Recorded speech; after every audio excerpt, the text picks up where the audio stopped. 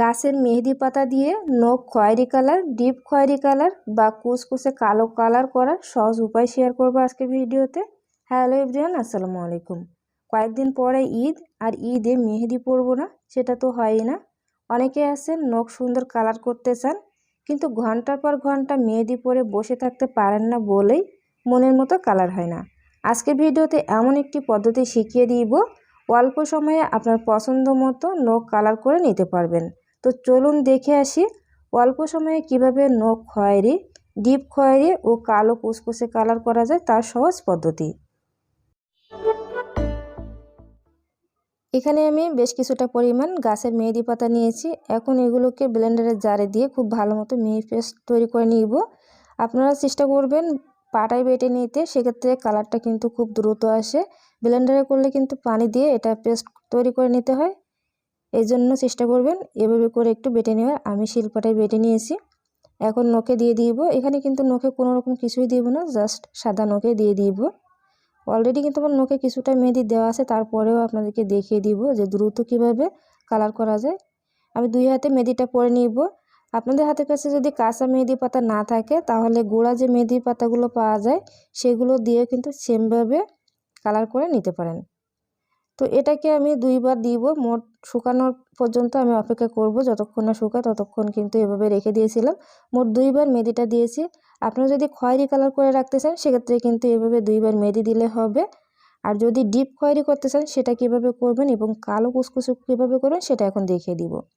এখানে আমি যে পান দিয়ে খাওয়ার জন্য যে চুনটা খাওয়া হয় সেই চুন নিয়ে নিলাম, এবং কাপড় কাচার যে সাবানটা আছে কাপড় পরিষ্কার করার জন্য সেই সাবানটাকে একটু করে নিয়ে নিব।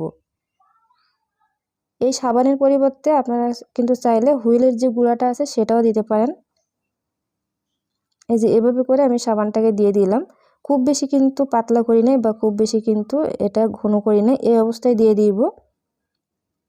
আর চুনটা দিয়ে কিন্তু খুব বেশি সময় রাখা যাবে না, 30 থেকে 40 সেকেন্ডের মধ্যেই কিন্তু এই চুনটা দিয়ে উঠিয়ে নিতে হবে। দেখুন আমি দুই নখে দিয়ে দিলাম।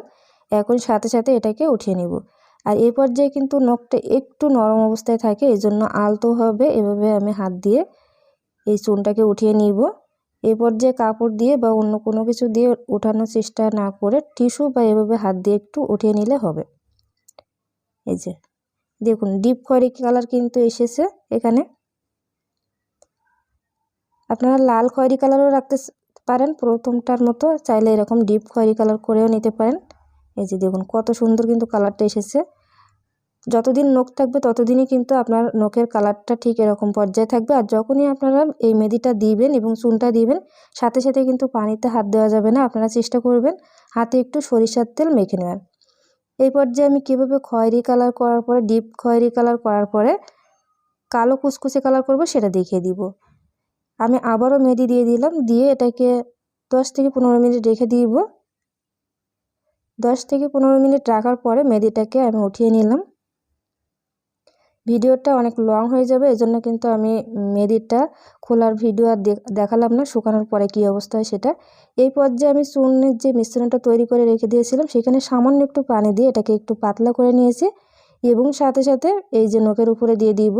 এই পর্যায়ে কিন্তু নখে দিয়ে বেশিক্ষণ রাখা যাবে না। আমি 5টা নখে দিতে যতটুকু সময় লাগে ততটুকু সময়ের ভিতরে কিন্তু দিয়ে সাথে সাথে নখটা এভাবে করে একটা আঙুল দিয়ে মুছে নিব, মানে যে চুনটা আছে সেটা মুছে নেব। এই পর্যায়ে নখটা অনেকটাই নরম থাকে, তাই হাত দিয়ে এটাকে উঠিয়ে নিতে হবে।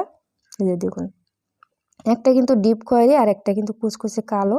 খয়েরি কালার, ডিপ খয়েরি কালার এবং কালো কালার করে দেখালাম। আপনাদের পছন্দ মতো যে কোনো একটা কালার করে নিতে পারেন। বাকি নখে দিয়ে দিলাম, দিয়ে 10 থেকে 20 সেকেন্ডের মধ্যে কিন্তু চুনটা উঠিয়ে নিতে হবে। আর যখনই চুনটা দিবেন চেষ্টা করবেন শুধুমাত্র নখের উপরে থাকবে, বাকি সাইডে কিন্তু থাকবে না। যদি মাংসে বা চামড়ায় লেগে যায় সেক্ষেত্রে কিন্তু জ্বালা পোড়া করতে পারে, তাই চেষ্টা করবেন শুধুমাত্র নখে চুনটা দেওয়ার জন্য। আর অবশ্যই কিন্তু আপনারা এই চুনটা ওঠানোর পরে বা মেহেদিটা ওঠানোর পরে যদি পানি দিয়ে হাত পরিষ্কার করতে চান, অবশ্যই একটু সরিষার তেল মেখে তারপর পানিতে হাত দিবেন, সেক্ষেত্রে কালারটা অনেক সুন্দর থাকবে। আমি কিন্তু এখানে কোনো রকম তেলটা দিই নি, যে কারণে কিছুটা কালার উঠে যায়। যদি তেলটা দিতাম সেক্ষেত্রে কিন্তু কালারটা আরও গাঢ় হতো। তো এভাবে চাইলে আপনাদের পছন্দ মতো কালার করে নিতে পারেন। আর অলরেডি কিন্তু আমার চ্যানেলে নখ কীভাবে কালার করবেন তার 5 থেকে 6টা ভিডিও দেওয়া আছে, আমি ডিসক্রিপশন বক্সে লিঙ্ক দিয়ে দেবো, সেখান থেকে দেখে নিতে পারেন। তো আজকের ভিডিওটি ভালো লাগলে লাইক করবেন, শেয়ার করবেন। দেখা হবে পরবর্তী কোনো ভিডিওতে। আসসালামু আলাইকুম।